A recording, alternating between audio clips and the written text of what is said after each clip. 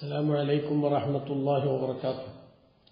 ഖുർആൻ പഠനം 1115, സൂറത്ത് മാഇദ 6-ാം സൂക്തത്തിന്റെ വിശദീകരണം തുടർച്ച. ബിസ്മില്ലാഹിർ റഹ്മാനിർ റഹീം. അൽഹംദുലില്ലാഹി റബ്ബിൽ ആലമീൻ. അല്ലാഹുമ്മ സ്വല്ലി വസല്ലിം വബാരിക് അലാ സയ്യിദിനാ മുഹമ്മദ് വഅലാ ആലിഹി വസഹ്ബിഹി വമൻ തബിഅഹും ബിഇഹ്സാനിൻ ഇലാ യൗമിദ്ദീൻ. അമ്മാ ബഅദ്. അപ്പൊ അല്ലാഹു സുബ്ഹാനഹു വ തആല പറഞ്ഞത്, യാ അയ്യുഹല്ലദീന ആമനൂ, സത്യവിശ്വാസികളെ, ഇദാ ഖുംതും ഇലസ്സലാത്തി, നിങ്ങൾ നിസ്കരിക്കാൻ നിൽക്കാൻ ഉദ്ദേശിച്ചാൽ, ഫഗ്സിലൂ വുജൂഹക്കും, നിങ്ങളുടെ മുഖങ്ങൾ കഴുകണം, വഅയ്ദിയക്കും ഇലൽ മറാഫിഖ്, രണ്ട് കൈകൾ മുട്ടുൾപ്പെടെയും കഴുകണം, വംസഹൂ ബിറുഊസിക്കും, നിങ്ങളുടെ തല തടവണം, വഅർജുലക്കും ഇലൽ കഅബൈൻ, രണ്ട് കാല് ഞെരിയാണി ഉൾപ്പെടെ കഴുകണം എന്നാണ് പറഞ്ഞത്. അപ്പൊ അത് നിസ്കരിക്കാൻ വേണ്ടി തുടങ്ങുമ്പോൾ വുളു ചെയ്യണം എന്നതിലേക്കുള്ള സൂചനയായിരുന്നു.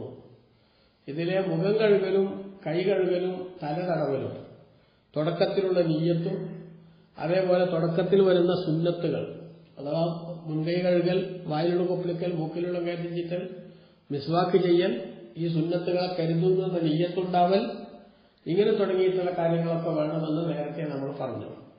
ഇനി അർജുലക്കും ഇലൽ കഅബൈനി, നിങ്ങളുടെ രണ്ട് കാലുകൾ ഞെരിയാണി ഉൾപ്പെടെ നിങ്ങൾ കഴുകുക. കാല് കഴുകുക തന്നെയാണ് വേണ്ടത് എന്നാണ് ഇവിടെ ശരിയായ നിരീക്ഷണം എന്ന് ബഹുമാനപ്പെട്ട വ്യാഖ്യാതാക്കൾ വിശദീകരിച്ചിട്ടുണ്ട്. കാലുകൾ തടവണം എന്ന് ഊസിക്കും എന്നതിനോട് അറ്റാച്ച് ചെയ്തുകൊണ്ട് കാലുകൾ തടവണമെന്ന അഭിപ്രായമുണ്ടെന്നും തടവിയാൽ മതി, തടവുകയാണ് വേണ്ടത് എന്നുമൊക്കെ ചിലർ പറഞ്ഞതിനെ പണ്ഡിതന്മാർ നിരാകരിക്കുകയും നബി സല്ലല്ലാഹു അലൈഹി വസല്ലം തങ്ങളുടെ കൃത്യമായ വിശദീകരണങ്ങളിൽ കാല് കഴുകുക തന്നെ വേണമെന്ന് കൃത്യമായി വിശദീകരിച്ചത് രേഖപ്പെടുത്തുകയും ചെയ്തിട്ടുണ്ട് എന്ന് ബഹുമാനപ്പെട്ട ഇബ്നു കസീർ തന്റെ തഫ്സീറിൽ ഉദ്ധരിക്കുന്നു. ഉദാഹരണം ഒരു ഹദീസ് മാത്രം ഞാൻ പറയാം. നബി സല്ലല്ലാഹു അലൈഹി വസല്ലം തങ്ങൾ തങ്ങളുടെ വുദൂഇന്റെ സമയത്ത് 2 തവണ കാല് കഴുകി. തങ്ങളുടെ 2 കാലുകളും വുദൂഇന്റെ സമയത്ത് കഴുകി. ഇമ്മാ മറത്തൻ വൈമാ മറത്തൈൻ സലാസൻ, ഒന്നുകിൽ ഒരു വട്ടം അല്ലെങ്കിൽ 2 വട്ടം അല്ലെങ്കിൽ 3 വട്ടം. ഒരു വട്ടം കഴുകൽ നിർബന്ധമാണ്, 2-3 വട്ടം കഴുകൽ സുന്നത്തുമാണ്. ഏതായാലും 2 കാലുകളും കഴുകിയെന്ന് തന്നെ ഇവിടെ കൃത്യമായി രേഖപ്പെടുത്തുന്നുണ്ട്. എന്ന് മാത്രമല്ല, നബി സല്ലല്ലാഹു അലൈഹി വസല്ലം തങ്ങളുടെ ഒരു ഹദീസ് അംർ ഇബ്നു ശുഐബ് എന്നവർ അദ്ദേഹത്തിന്റെ ഉപ്പുപ്പയിൽ നിന്ന് ഉദ്ധരിക്കുന്നുണ്ട്. അവിടെ നമുക്ക് കാണാം, തവല്ല, നബി സല്ലല്ലാഹു തങ്ങൾ വുളു ചെയ്തു, അങ്ങനെ 2 കാല് കഴുകി, 2 കാൽപാദം കഴുകി, സുമ്മഖാല, എന്നിട്ട് റസൂലുള്ളാഹി പറഞ്ഞു, ഹാദാ വുളൂഉൻ ലാ യഖ്ബലുല്ലാഹു സ്വലാത്ത ഇല്ലാ ബിഹി, ഇത് വുളുവാണ്, നിസ്കാരം ഇതുകൊണ്ടല്ലാതെ അല്ലാഹു തആല സ്വീകരിക്കില്ല. അപ്പൊ കാല് കഴുകി തന്നെ വുളു ചെയ്യൽ നിർബന്ധമാണ് എന്ന് കൃത്യമായി നമുക്ക് മനസ്സിലാക്കാം. ഇതിന് വിരുദ്ധമായി ശിഈ വിഭാഗത്തിലൊക്കെ ചില ആളുകൾ പറഞ്ഞത് ഒരിക്കലും തന്നെ ശരിയായ നിലപാടല്ല. അതുകൊണ്ടാണ് റസൂലുള്ളാഹിന്റെ ഹദീസുകൾ ധാരാളം ഇബ്നു കസീർ ഉദ്ധരിക്കുന്നുണ്ട്. വൈലുൽ ലിൽ അഖാബി ബുത്തൂനിൽ അഖ്ദാമി മിനന്നാർ. ഇമാം ബൈഹഖിയും ഹാക്കിമൊക്കെ റിപ്പോർട്ട് ചെയ്ത് സഹീഹായ സനദോടുകൂടെ റിവായത്ത് ചെയ്തിട്ടുള്ള അബ്ദുല്ലാഹ് ഇബ്നു ഹാരിസ് ഇബ്നു ജുസ് എന്നവരിൽ നിന്ന് ഉദ്ധരിക്കുന്ന ഹദീസ്. ആ ഹദീസിൽ കാണാം, മടമ്പുകാലുകളും അതേപോലെ കാൽപാദങ്ങളുടെ ഉൾഭാഗവും ഉള്ളവർക്ക് നരകം. അപ്പൊ അവർക്ക് നരകം എന്ന് പറഞ്ഞാൽ ആ മടമ്പുകാലും അതേപോലെ തന്നെ കാൽപാദങ്ങളുടെ ഉൾഭാഗവും അത് ശ്രദ്ധിച്ച് കഴുകിയില്ലെങ്കിൽ അവിടെ ഒന്നും വെള്ളം ചേരാത്ത അവസ്ഥ വന്നേക്കാം. അങ്ങനെയുള്ള ആളുകൾ പരലോകത്ത് ശിക്ഷയ്ക്ക് വിധേയമാക്കേണ്ടി വരും എന്നാണ് ആ ഹദീസിൽ നിന്ന് മനസ്സിലാക്കേണ്ടത്. അപ്പൊ കാല് കഴുകന്നെ വേണമെന്നും അത് ശരിയാം ദിനം തന്നെ കഴുകണമെന്നും ഈ ഹദീസിൽ നിന്നൊക്കെ നമുക്ക് മനസ്സിലാക്കാൻ സാധിക്കുമെന്ന് ഇബ്നു കസീർ തന്റെ തഫ്സീറിൽ ഉദ്ധരിച്ചിട്ടുണ്ട്. അതിന് വിരുദ്ധമായി പറഞ്ഞ പുത്തൻ ചിന്താഗതികളുടെ നിലപാടുകളെ അർഹിക്കുന്ന അവറ്റയോടുകൂടെ നമുക്ക് തള്ളിക്കളയാമെന്നാണ് മഹാനായ ഇബ്നു കസീർ ഉൾപ്പെടെ തന്റെ തഫ്സീറിൽ വിശദീകരിക്കുന്നത് എന്നത് ഇവിടെ പ്രത്യേകം മനസ്സിലാക്കാം. അതുകൊണ്ട് തന്നെയാണ് ഹദീസിൽ കാണാം, ഇബ്നു കസീർ തന്നെ ഉദ്ധരിക്കുന്ന ഇമാം അഹ്മദ് റളിയല്ലാഹു അൻഹു റിപ്പോർട്ട് ചെയ്ത ഹദീസ്, അന്ന റസൂലുള്ളാഹി സ്വല്ലല്ലാഹു അലൈഹി വസല്ലം റഅ റജുലൻ യുസല്ലി, ഒരാൾ നിസ്കരിക്കുന്നത് റസൂലുള്ളാഹി കണ്ടു. വഫി ളഹരി ഖദമിഹി ലുംഅ ഖദറ ദിർഹം, ഒരു ദിർഹമിന്റെ വട്ടത്തിൽ ഒരു വെളുപ്പ്, ഒരു പ്രകാശം നബിതങ്ങൾ അദ്ദേഹത്തിന്റെ കാലിന്റെ പുറത്ത്, കാൽപാദത്തിന്റെ പുറഭാഗത്ത് കണ്ടു. അതായത് എങ്ങനെയാണ് ആ വെളുപ്പ്? ലം യുസ്ബിഹൽ മാ, അതിന് വെള്ളം എത്തിയിട്ടില്ല. കാല് കഴുകിയപ്പോ ഒരു ദിർഹമിന്റെ വട്ടത്തിലുള്ള സ്ഥലത്ത് വെള്ളം എത്തിയിട്ടില്ല. അങ്ങനെ വന്നപ്പോൾ ഫഅമറഹു റസൂലുള്ളാഹി സ്വല്ലല്ലാഹു അലൈഹി വസല്ലം യുഈദൽ വുളൂ മടക്കിയെടുക്കണമെന്ന് നബി സല്ലല്ലാഹു അലൈഹി വസല്ലം അദ്ദേഹത്തോട് കൽപ്പിച്ചു. നോക്കൂ, എന്തെങ്കിലും ഒന്ന് ചെയ്യാൻ പറ്റുമെങ്കിൽ റഹ്മത്തിന്റെ കാരണത്താൽ വിട്ടുവീഴ്ച നന്നായിട്ട് ചെയ്യുന്നവരാണ് റസൂലുള്ളാഹി സ്വല്ലല്ലാഹു അലൈഹി വസല്ലം. പക്ഷേ അവിടെ വിട്ടുവീഴ്ച ചെയ്തില്ല. അതുകൊണ്ട് തന്നെ കാല് കഴുകണം എന്നത് കൃത്യമായി ഇവിടെ നിന്ന് നമുക്ക് മനസ്സിലാക്കാൻ സാധിക്കും എന്ന്. ഇങ്ങനെ ഇതോടൊപ്പം ഇവിടെ ഒരു കാര്യവും കൂടെ നമ്മൾ മനസ്സിലാക്കുക. കാല് കഴുകുമ്പോൾ അതിന് പകരമായി ഇസ്ലാം അനുവദിച്ചിട്ടുള്ള നിബന്ധനയോടുകൂടെ വ്യവസ്ഥയോടുകൂടെ അനുവദിച്ചിട്ടുള്ള ഒരു സംഗതിയാണ് ഖുഫമ്മൽ തടവുക എന്ന് പറയുന്നത്. ഖുഫമ്മൽ തടവുക, കാല് കഴുകുന്നതിന് പകരം എന്തുമേൽ തടവിയാൽ മതി? ഖുഫയുടെ മേൽ തടവിയാൽ മതി എന്ന് പറയുന്ന ഒരു നിയമമുണ്ട്. പക്ഷെ ആ നിയമം ഇന്ന് വല്ലാതെ ദുരുപയോഗം ചെയ്യപ്പെടുന്നുണ്ട്, തെറ്റായി അതിനെ വ്യാഖ്യാനിക്കപ്പെടുന്നുണ്ട്. അതുകൊണ്ട് അതുമായി ബന്ധപ്പെട്ടൊരു കാര്യം പ്രത്യേകമായി സൂചിപ്പിക്കുകയും വിശദീകരിക്കുകയും ചെയ്യുകയാണ്. എന്താണത്? നബി സല്ലല്ലാഹു അലൈഹി വസല്ലം തങ്ങൾ അവിടുത്തെ യാത്രയിലും അതേപോലെ നാട്ടിലുമൊക്കെ ചില ഘട്ടങ്ങളിൽ എന്ത് ചെയ്തിട്ടുണ്ട്? ഖുഫമ്മൽ തടവിയിട്ടുണ്ട് എന്ന് ഹദീസിൽ വന്നു. ഇന്ന് നമ്മുടെ നാട്ടിൽ ചില ആളുകൾ നല്ല സോക്സ് ഇട്ട് വന്ന് കാല് കഴുകുന്ന സമയത്ത് ആ സോക്സുമലൊന്നിങ്ങനെ കൈകൊണ്ട് തടവിയിട്ട് ഇത് ഖുഫമ്മ തടവലാണ് എന്ന് പറഞ്ഞു പോകുന്നൊരു സ്വഭാവം കാണുന്നുണ്ട്. അതൊരിക്കലും ശരിയായ നിലപാടല്ല എന്ന് കൃത്യമായി നമ്മൾ മനസ്സിലാക്കണം. കാരണം നബി സല്ലല്ലാഹു അലൈഹി വസല്ലം തങ്ങൾ കാല് കഴുകുന്നതിന് പകരം വ്യവസ്ഥാപിതമായി വുളൂ ചെയ്ത് ഖുഫ ധരിച്ച ഒരാൾക്ക് നാട്ടിലാണെങ്കിൽ അഥവാ യാത്രക്കാരനല്ലെങ്കിൽ ഒരു ദിനവും, യാത്രക്കാരനാണെങ്കിൽ 3 രാവും പകലും ആ ഖുഫമ്മൽ കാല് കഴുകുന്നതിന് പകരം ആ ഖുഫ അഴിക്കാതെ അതിന്റെ മുകളിൽ തടവിയാൽ മതി എന്ന ആനുകൂല്യം നൽകിയിട്ടുണ്ട്. പക്ഷെ ആ ആനുകൂല്യം ലഭിക്കണമെങ്കിൽ ചില നിബന്ധനകളുണ്ട്. ഒന്നാമത്തത് ഖുഫ എന്തായിരിക്കണം? എന്താണ് ഈ ഖുഫ എന്ന് പറഞ്ഞാൽ? ഖുഫ എന്ന് പറഞ്ഞാൽ അത് മാത്രം ഇട്ടുകൊണ്ട് നടക്കാൻ പറ്റണം. അത് മാത്രം ഇട്ടുകൊണ്ട് നടക്കാൻ പറ്റുക എന്ന് പറഞ്ഞാൽ അതിനാവശ്യമായിട്ടുള്ള കട്ടി വേണം എന്നർത്ഥം. നമ്മളൊരു സോക്സ് മാത്രം ഇട്ടുകൊണ്ട് നമുക്ക് നടക്കാൻ കഴിയുമോ? നടക്കാൻ കഴിയില്ല. നടക്കാൻ കഴിയില്ലാച്ചാൽ ഈ ചെരുപ്പ് അനിവാര്യമുള്ള ആളുകൾക്ക് വളരെ പ്രയാസം വരുന്ന അർത്ഥം. അപ്പൊ ഇതുമാത്രം ഇട്ടുകൊണ്ട് നടക്കാൻ പറ്റും വിധത്തിൽ എന്ത് വേണം? ഇതിന് കട്ടി വേണം. അതോടൊപ്പം തന്നെ മുകളിൽ വെള്ളം ഒഴിച്ചാൽ ഉള്ളിലേക്ക് വെള്ളം ചേരാത്ത വിധത്തിലുള്ള കട്ടിയും ഉണ്ടായിരിക്കണം. ഈ ഖുഫ എന്ന് പറയുന്ന സാധനം കാൽപാദം അഥവാ കാല് കഴുകുമ്പോൾ കഴുകൽ നിർബന്ധമുള്ള മുഴുവൻ ഭാഗവും കൃത്യമായി മറച്ചിരിക്കണം. ഈ ഖുഫ ധരിച്ചത് പൂർണ്ണമായ വുളൂ ചെയ്തതിന് ശേഷമായിരിക്കണം. ഖുഫ ധരിക്കുമ്പോൾ അവൻ എന്തുണ്ട്? പൂർണ്ണമായ വുളൂ ഉണ്ട്. അഥവാ കാല് കഴുകി ഒന്നെടുത്ത വുളൂ അവനുണ്ട്. ആ സമയത്താണ് ഖുഫ ധരിക്കേണ്ടത്. ഈ നിബന്ധനകളെല്ലാം പാലിക്കപ്പെടുന്നിടത്ത് മാത്രമേ ഖുഫമ്മൽ തടവാൻ പറ്റൂ എന്ന് പറഞ്ഞപ്പോ തന്നെ എന്താ? ഈ സോക്സ് പുറത്തായില്ലേ? സോക്സമ്മ തടവിയാൽ വുളൂ സഹിയാവൂല. വുളൂ സഹിയായില്ലെങ്കിൽ നിസ്കാരവും സഹിയാവൂല. ഒരു മദ്ഹബിനും അഭിപ്രായമില്ല എന്നുള്ളതാണ് ഈ വിഷയത്തിന്റെ ഗൗരവം നമ്മൾ മനസ്സിലാക്കേണ്ടത്. അതായത് ചില മദ്ഹബിലൊക്കെ ജൗറബുമ്മൽ തടവിയാൽ മതിയാവും എന്ന് പറഞ്ഞിട്ടുണ്ട്. ജൗറബ് എന്നുള്ളൊരു മലയാളത്തിൽ ഡിക്ഷണറി നോക്കി അർത്ഥം പറഞ്ഞാലോ സോക്സിന് അർത്ഥവും കിട്ടും. പക്ഷേ ഈ ജൗറബ് എങ്ങനത്തേതായിരിക്കണം എന്നത് ആ മദ്ഹബിന്റെ ഗ്രന്ഥങ്ങളിൽ വിശദീകരിച്ചിട്ടുണ്ട്. അപ്പൊ ആ ജൗറബിന് അവരെല്ലാരും പറഞ്ഞ നിബന്ധനയാണ് എന്ത്? യുംകിനുൽ മശ്യു ഫീഹി, അത് മാത്രം ഇട്ടിട്ട് നടക്കാൻ പറ്റണം. അത് മാത്രം ഇട്ട് നടക്കാൻ പറ്റുന്ന ഒരു അവസ്ഥയുണ്ടെങ്കിൽ മാത്രമേ എന്തു പാടുള്ളൂ? അതുമ്മൽ തടവാൻ പറ്റൂ. അപ്പൊ നമ്മുടെ നാട്ടിൽ അതേപോലെ തന്നെ ഇത് പൂർണ്ണമായും വുളൂ എടുത്തതിന് ശേഷം ധരിക്കണം. നമ്മുടെ നാട്ടിലിപ്പോ അങ്ങനത്തെ ഒരു സംഗതിയില്ല. ചില ആളുകൾ അവൻ ഓഫീസിലേക്ക് പോകാൻ വേണ്ടി അല്ലെങ്കിൽ ഡ്യൂട്ടിക്ക് പോകാൻ വേണ്ടി ഇറങ്ങുന്ന സമയത്ത് ഒന്നുമില്ലാതെ തന്നെ ചെരുപ്പിന്റെ അടുത്തെത്തി സോക്സ് ഇട്ട് ആ സോക്സ് ധരിച്ചുകൊണ്ട് പോകുന്നു. ഈ സോക്സ് ഇപ്പൊ ഒന്നൊക്കെ പൂർണ്ണമായിട്ട് എടുത്തിട്ട് ധരിച്ചാൽ തന്നെ എന്താവില്ല? അയിമ തടവേ ശരിയാവില്ല. കാരണം അത് മാത്രം ഇട്ട് നടക്കാൻ പറ്റുന്ന വിധത്തിലുള്ള കട്ടി അതിനില്ല. അതിന്റെ മുകളിൽ വെള്ളം ഒഴിച്ചാൽ വെള്ളം ഉള്ളിലേക്ക് വരാൻ പറ്റുന്ന വിധത്തിലുള്ള നൈർമല്യമുള്ളതാണ്. അപ്പൊ പിന്നെ സോക്സുമ്മൽ തടവിയിട്ട് ഒതുക്കണ സ്വഭാവം അറബികളൊക്കെ ചിലർ ചെയ്യുന്നുണ്ട് എന്നും പറഞ്ഞ് മലയാളികളായ സുഹൃത്തുക്കൾ പോലും ഇപ്പോ അവർക്കെന്തായാലും നല്ല വിവരമുണ്ടാകും എന്ന് വെച്ച് ആ സോക്സുമ്മൽ തടവി വുളൂ ചെയ്യുന്നത് പരമാബദ്ധമാണെന്ന് മനസ്സിലാക്കണം പ്രിയപ്പെട്ട സഹോദരങ്ങളെ. ഹുപ്പമൽ തടവാൻ ഇസ്ലാമിൽ അനുവാദമുണ്ട്. ഹുപ്പ എന്ന് പറഞ്ഞത് ഇவ்விധത്തിൽ കട്ടിയുള്ള സാധനമാണ്. അപ്പൊ അങ്ങനെ കട്ടിയുള്ളതും അത് കാൽപാദം മുഴുവനായിട്ട് മറച്ചിട്ടുള്ളതും അത് ധരിക്കുമ്പോൾ പൂർണ്ണമായ ഒന്നും ഉണ്ടായിരുന്നതും ആണെങ്കിൽ നാട്ടിലുള്ള ആൾക്ക് ഒരു രാവും പകലും പിന്നീട് കാല് ഒതുക്കുമ്പോൾ കാല് കഴുകുന്നതിന് പകരം അതിന്റെ മുകളിൽ തടവിയാൽ മതി. യാത്രക്കാരനാണെങ്കിൽ 3 രാവും പകലും അദ്ദേഹത്തിന് അത് ഊരാതെ ആ രൂപത്തിൽ തന്നെ അദ്ദേഹത്തിന് ഹുപ്പമ്മൽ തടവിക്കൊണ്ട് പോകാം. അപ്പൊ കാല് കഴുകുക എന്ന് പറഞ്ഞപ്പോൾ അവിടെയുള്ള മറ്റൊരു നിയമമാണ് ഹുപ്പമ്മൽ തടവുക എന്നത്. ഹുപ്പമ്മൽ തടവൽ ശരിയല്ല എന്ന് വാദിക്കുന്ന ചിലര് ഉണ്ടായിട്ടുണ്ട്. അത്തരക്കാരുടെ നിലപാട് കടുത്ത തെറ്റാണ്. മഹാന്മാരായ സഹാബത്ത് ഹുപ്പമ്മൽ തടവൽ അനുവദനീയമാണ് എന്ന് പറഞ്ഞവരാണ്. അതേപോലെ റസൂലുള്ളാഹി സ്വല്ലല്ലാഹു അലൈഹി വസല്ലം തടഞ്ഞ് കാണിച്ചു കൊടുത്തതാണ്.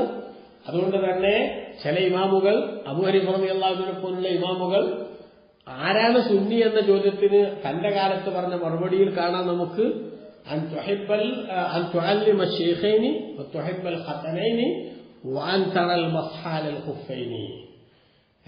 അബൂബക്കർ ഉമർ റളിയല്ലാഹു അൻഹുമ അവരാണ് ശൈഖൈനി, അവരെ ബഹുമാനിക്കണം. ഖതനൈൻ ഉസ്മാൻ ഇബ്നു അഫ്ഫാൻ, അലി ഇബ്നു അബീ ത്വാലിബ് റളിയല്ലാഹു അൻഹുമ പുതിയാപ്പിള റസൂലുള്ളാഹിന്റെ പുതിയാപ്പിളാരാണ്, അവരെ നിങ്ങൾ സ്നേഹിക്കണം. വാൻ തറൽ മസ്ഹാലൽ ഖുഫൈൻ, 2 ഖുഫമ്മൽ തടവൽ അനുവദനീയമാണെന്ന് അഭിപ്രായമുള്ള ആളാണ്. അതാണ് അഹ്ലു സുന്നത്തി വൽ ജമാഅ. അപ്പൊ ഖുഫമ്മ തടവണമെങ്കിൽ തടഞ്ഞാൽ മതി, അത് വേറെ പ്രശ്നം. ഖുഫമ്മൽ ഒരാൾക്ക് ജീവിതത്തിൽ തടവിയതേ ഇല്ല, അതുകൊണ്ട് അയാളെ വിശ്വാസത്തിനോ കർമ്മത്തിനോ ഒന്നും കുഴപ്പമില്ല. പക്ഷെ അയാളെ ഖുഫമ്മ തടവാൻ പാടില്ല എന്ന് വാദിച്ചാലോ? പാടില്ലാതെ വാദിച്ചാൽ അത് ബഹുമാനപ്പെട്ട നബിതങ്ങളുടെയും സഹാബത്തിനൊക്കെ മാർഗത്തെ ലംഘിക്കലാണ്. അതുകൊണ്ട് തന്നെ അവന് കടുത്ത വിദേഹത്തുകാരനായി പുത്തൻവാദിയായിട്ട് മാറും. അതുകൊണ്ടാണ് സുന്നി ആരാന്ന് ചോദിച്ചപ്പോൾ മറുപടിയെ പറഞ്ഞത്, അവൻ അബൂബക്കർ ഉമർ റളിയല്ലാഹു അൻഹുമാ 2 പേരെയും ബഹുമാനിക്കുന്നവരാകണം. അതായത് ഷിയാക്കൾ ആ വകുപ്പപ്പെട്ടവരല്ല എന്നർത്ഥം. അബൂബക്കർ ഉമർ റളിയല്ലാഹു അൻഹുമയോടൊരു ബഹുമാനവും അവർക്കില്ല. പിന്നെയോ തുഹിബ്ബൽ ഖതനൈനി, പുതിയാപ്പിളാരെ 2 പേരെയും ബഹുമാനിക്കണം, സ്നേഹിക്കണം. ഉസ്മാൻ ഇബ്നു അഫ്ഫാൻ, അലി ഇബ്നു അബീ ത്വാലിബ് റളിയല്ലാഹു അൻഹു അവരെ സ്നേഹിക്കണം. അപ്പൊ അവർക്കെതിരെ രംഗത്ത് വന്ന ചില കക്ഷികളുണ്ട്, ഖവാരിജികളെ പോലത്തെ ആളുകൾ. അലി റളിയല്ലാഹു അൻഹുവിനെതിരിൽ, ഉസ്മാൻ ഇബ്നു അഫ്ഫാൻ റളിയല്ലാഹു അൻഹുവിന്റെ കാലത്ത് ഉസ്മാൻ റളിയല്ലാഹു അൻഹുവിനെതിരിൽ ചില കക്ഷികൾ രംഗത്ത് വന്നിട്ടുണ്ട്. അവര് സുന്നത്ത് ജമാഅത്തിന്റെ പുറത്താണ് എന്ന് മനസ്സിലാക്കാം. അതേപോലെ വാൻ തറൽ മസ്ഹാലൽ ഖുഫൈനി, 2 ഖുഫമ്മൽ തടവൽ അത് ഇസ്ലാമികമാണെന്ന് നീ അഭിപ്രായപ്പെടണം, തടവിക്കൊള്ളണമെന്നൊന്നുമില്ല. ഇവിടെയാണ് നമ്മൾ മനസ്സിലാക്കേണ്ടത്. ചില ആളുകൾ ചോദിക്കാറുണ്ട്, ഞാൻ ജീവിതത്തിൽ ഒരു മങ്കൂസ് മൗലൂദ് ഓതിയില്ല, ഒരു റബീഉൽ അവ്വലിലും ഞാൻ നബിതങ്ങളുടെ ജന്മദിനം ആഘോഷിച്ചില്ല, എന്നപ്പോ ഞാൻ നരകത്ത് കടക്കുമോ എന്ന് ചോദിക്കലുണ്ട്.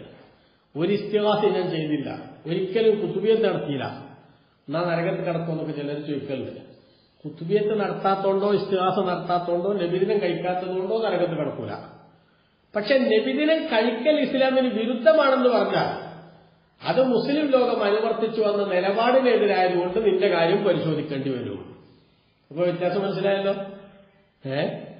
അതാണ് ഞാൻ ജീവിതത്തിൽ ഒരിക്കൽ ഇസ്തിഗാസ നടത്താത്തതുകൊണ്ട് ഞാൻ നരകത്ത് പോകുമെന്ന് ചോദിക്കണ സഹോദരങ്ങൾ ചിന്തിക്കണം.